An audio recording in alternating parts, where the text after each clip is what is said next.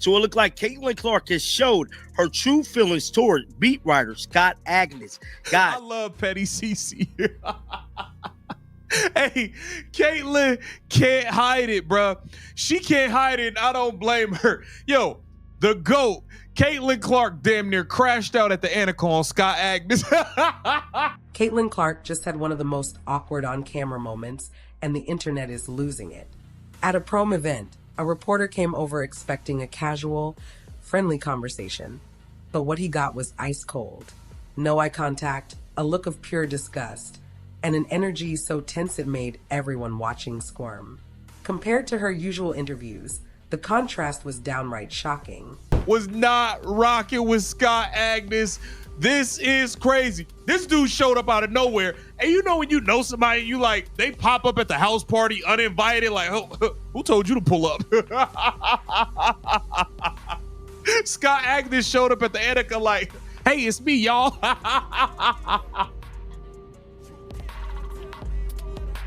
Oh. Before we break this down, drop a comment below. Have you ever dealt with someone at work or school who instantly kills the vibe the second they walk in? We want to hear your stories. So here's what happened. Caitlin Clark was at a Pro-Am golf event, going through the usual media rounds, answering questions, staying professional. Then Scott Agnes from Fieldhouse Files steps up for an interview. The moment Caitlin realizes who it is, her entire demeanor shifts. And we're not talking a subtle change. This was a full-on, visible reaction that everyone watching could feel through the screen. Caitlin Clark has another Pro-Am behind her. I'm Scott Agnes of FieldhouseFiles.com here at Pelican Golf Club in Bel Air, Florida here on Wednesday afternoon, where Caitlin Clark just wrapped up another Pro-Am playing with Nelly Korda on the front nine, Lauren Wynn on the back nine, and an opportunity more than anything to hopefully bring attention, to bring the spotlight. Let's paint the scene. You know that moment when someone you really don't want to see suddenly shows up out of nowhere? Maybe it's that coworker who drags negativity into every meeting. Maybe it's that family member who ruins every gathering with their energy. Or maybe it's that person from school you've been expertly avoiding for years. The second they arrive, the whole vibe changes. A dark cloud rolls in, your smile fades, and your responses get short and clipped. That's exactly the energy at play here. Caitlin, Scott Agnes, Fieldhouse Files. I'm just curious, what was it like to have that competitive juices running through you once again, even though and then also putting on a show as someone who knows the fans are here to see you? Yeah, I mean, like, these are the things that you love, like being competitive, and you know, even when I go out and play with family or friends or whoever, like, you make it competitive. Like, you don't just go out there and hit the ball. Like, you make a game out of it. You know, you do have a 2v2, you do whatever. And I think that's what the fun part about golf. And, you know, really with anything I do in life, I'm pretty competitive. So I probably wouldn't play golf if I didn't feel those competitive juices flowing. So I think that's certain. Scott walks up, introduces himself as Scott Agnes from Fieldhouse Files, and asks Caitlin about her competitive drive at the golf event. A totally standard sports question, nothing controversial. But then, Caitlin's reaction, her head immediately drops. Eyes to the ground. Zero eye contact.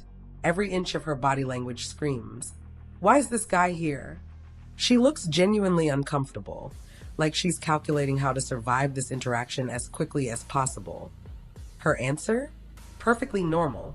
She talks about being competitive, turning everything into a game, even casual rounds of golf with friends and family. All valid, fine responses. But the delivery? Ice cold. No enthusiasm, no engagement, just mechanically getting through the question until she can escape. And the second it ends, you can literally see the relief wash over her. The tension melts. It's like she just survived an awkward elevator ride with an ex. The discomfort was palpable, and everyone watching felt it. Talk about your golf today. How was the round today? A little messy off the tee. I need some lessons, but I honestly haven't played a ton. But it was fun. I think anytime you get to be out here and see these women do what they do really well, it's really inspiring and it's really fun. Obviously, this isn't the environment that I'm usually in, so it's kind of a challenge and something fun that I love that I get to do. So, just really thankful that ANNIKA and Gamebridge have me out here, and yeah. Just a lot of fun. The weather turned out to be pretty nice. So everybody's like, sorry that it's kind of cold. I'm like, no, like, it was snowing in Indianapolis this past week. So this is great weather for me. But Now here's where it gets really interesting. Right after that awkward interaction with Scott Agnes, another reporter approaches Caitlin, this time from Visit St. Pete Clearwater, asking if she and her teammates got to do anything fun in the area. The transformation is immediate. Caitlin lights up like a Christmas tree. Huge smile, direct eye contact, fully engaged, warm, and friendly. She talks about vacationing there as a kid, how her family owns places on the nearby beach, and how she was pointing out landmarks to her teammate, Lexi Hull, on the flight in. The contrast is brutal.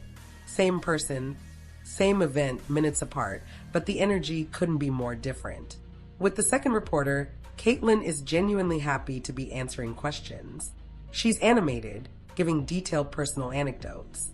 With Scott Agnes, bare minimum, trying just to get through it without being overtly rude. Why the stark difference? If you follow the Indiana Fever or Caitlin closely, it starts to make sense. Scott Agnes has been involved in two major controversies this past season that likely didn't sit well with Caitlin or her fan base. First, there was the Dark Side incident. Scott famously described Fever fans, specifically Caitlin's supporters, as bringing a dark energy, calling them toxic and negative. Whether he was right or not isn't the point. Caitlin's fans are fiercely supportive, and they've helped bring attention and viewership to the WNBA. Publicly labeling them as a dark side was not going to win her any points. Caitlin cares about her image and her fans, and she remembers that the second controversy was arguably bigger. Scott reported on an ankle injury the Fever were trying to keep private. The team wanted to manage it internally, but Scott broke the story behind a paywall. From a journalism perspective, reporting injuries is standard, but from Caitlin's view, it caused unnecessary drama. Fans questioned the team, conspiracy theories circulated, and the situation became messier than it needed to be. Now he shows up at a Pro-Am golf event, introduces himself with his outlet name, and expects a warm reception. Not happening. Caitlin knows exactly who he is and is making it clear through her body language. She's not giving him the same energy she gives other reporters. No shout-outs, no enthusiasm, no going above and beyond. Just the professional minimum. Put it this way, if someone Caitlin genuinely liked showed up, someone fair and supportive, her reaction would have been completely different. But Scott Agnes? She's not interested in giving him that same warmth, and her behavior says it all without her needing to explicitly disrespect him. Oh, hey, what are you doing here? Great to see you. That's the energy you'd expect if Caitlin Clark genuinely liked a reporter. Big smile, positive vibes, maybe even a longer conversation beyond just answering questions. With Scott Agnes? Nothing. Just trying to get through it as quickly and painlessly as possible. That says everything about how she feels about him and his reporting. She's not causing a scene. She's not refusing to answer questions or being openly hostile. But she's also not faking enthusiasm or pretending everything is fine when it isn't. The contrast between the two interviews makes it crystal clear. If Caitlin had been cold and distant with every reporter, you could argue she was tired or not in the mood. But she wasn't.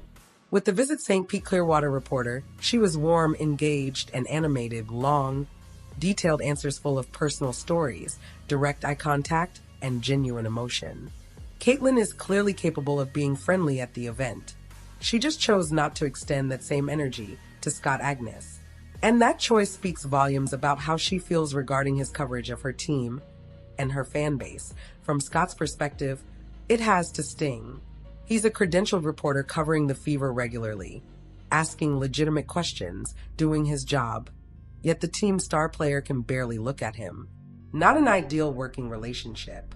But that's the consequence of previous reporting decisions, calling her fanbase the dark side, and breaking news the organization wanted kept private. Actions have consequences, and apparently one of those consequences is Caitlin Clark giving you the coldest interview of your career. The internet, predictably, had a field day. Fans compared the two interviews side by side. Lack of eye contact versus sustained eye contact, forced smile versus genuine smile, and short clipped answers versus long personal responses.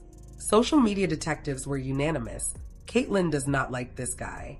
Some defended Scott, saying he was just doing his job. Others sided with Caitlyn, pointing out that his comments and reporting cross lines. The debate got heated, as anything involving Caitlyn Clark tends to, but the interaction itself is undeniable. The video shows exactly what happened. Compare it to her other interview, and the conclusion is clear. Caitlyn Clark is not a fan of Scott Agnes, and she's not hiding that fact anymore. This situation also highlights an interesting question about athlete-media relationships. Athletes are expected to be professional with reporters, even ones they don't like. But if a reporter publicly insults your fan base or reveals information your team wanted private, are you obligated to treat them the same as every other reporter? Caitlyn chose the subtle but clear approach, ice-cold professionalism. She didn't refuse the interview, walk away, or act disrespectful, but she made it obvious through her body language that this was not a conversation she wanted to be having. Scott got his interview and his content, but he also got a very public demonstration of how Caitlyn Clark feels about him. That demonstration is now all over the internet, analyzed and debated by fans everywhere. Whether it changes his future coverage remains to be seen, but one thing's certain: he's not getting a shout out on the New Heights podcast anytime soon. And that's the story of Caitlyn Clark's extremely awkward reporter interaction. Body language doesn't lie, and this one screamed discomfort from start to finish.